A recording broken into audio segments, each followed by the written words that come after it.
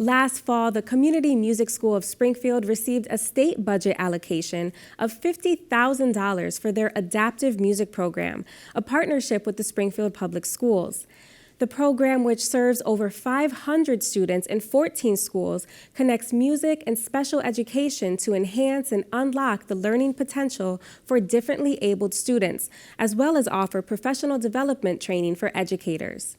I spoke with Eileen McCaffery, the executive director of the Community Music School of Springfield, as well as Mary Kay Brown, director of partnerships at John J. Duggan Academy in Springfield, to hear how these funds will make an impact in the program.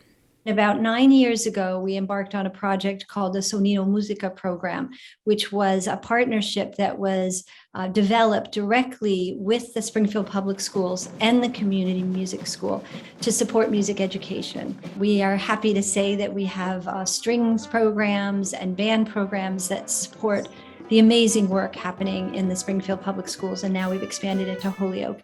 In that regard, after working in these partnerships, what we realized was that the special ed students who were participating in our programs were really benefiting from this beautiful art form.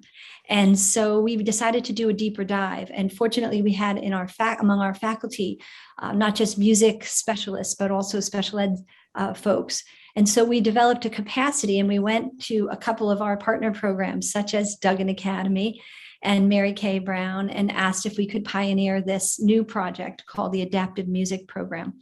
We're now in 14 schools in both Springfield and Holyoke. And it's just been an amazing journey of really taking our amazing special ed students and giving them an opportunity to have a music program tailored specifically to their needs. What was so wonderful about it is how collaborative it was. The music teachers in the district may not necessarily have the specific skills that the AMP music program provides. So the music teacher in the schools, together with the paraprofessionals and the teachers, all come together as a unit to help support the instruction for our young people. And to see their eyes light up when the instructor comes into the classroom, they know what to expect. They know they're going to be singing. They know they're going to be playing instruments.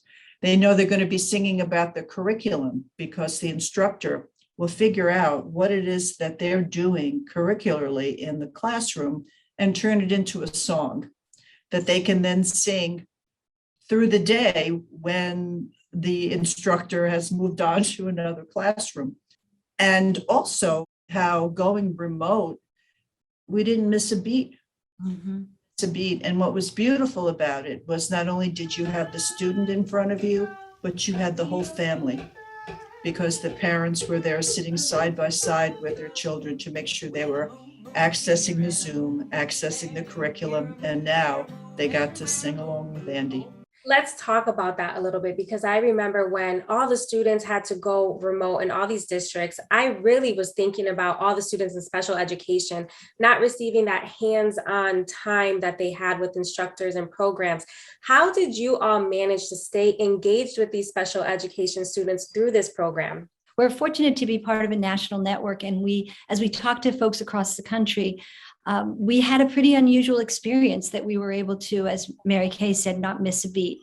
What we didn't realize was that across the country, most of the partnership programs were not able to continue, and that had significant consequences. I think it is because of the depth of the partnership. I think it's because we love our kids collectively. We all love our kids so much, and knew, as you mentioned, how essential it was for us to find ways to connect.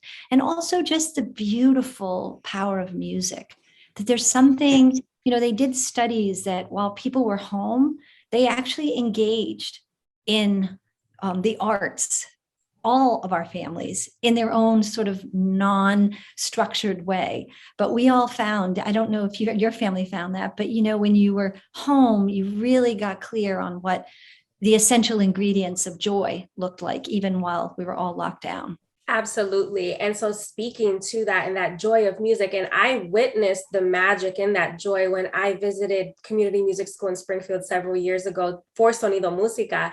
So it's just so nice to hear that you all are receiving this funding.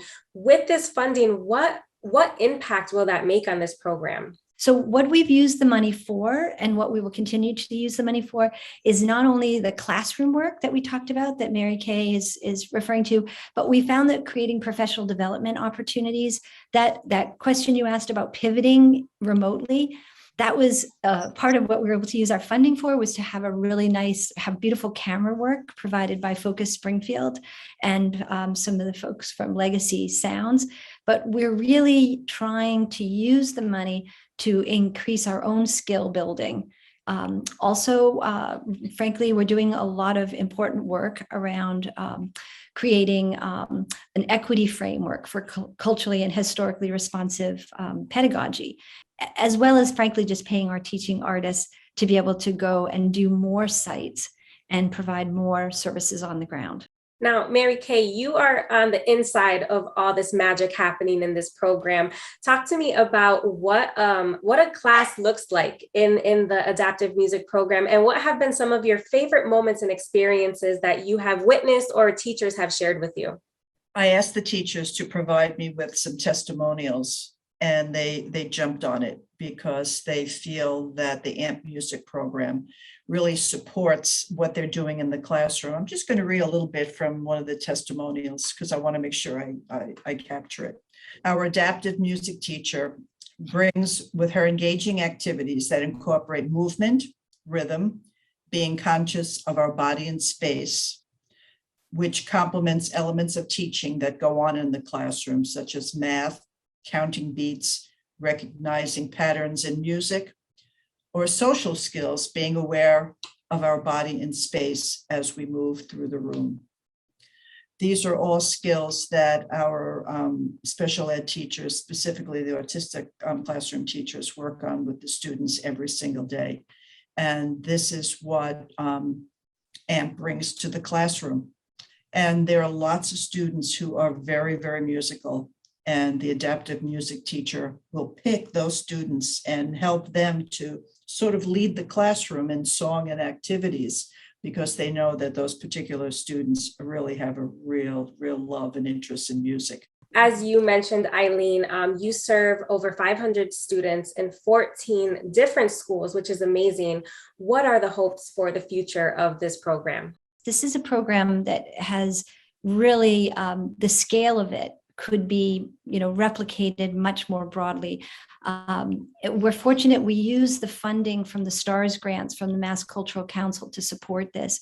But honestly, with additional funding, we could offer this far more broadly into the schools. And some of the most incredible breakthroughs have come, language breakthroughs, young people with autism who are not speaking, but could sing, yes. Words are coming. It just makes us all, just gives us so much hope.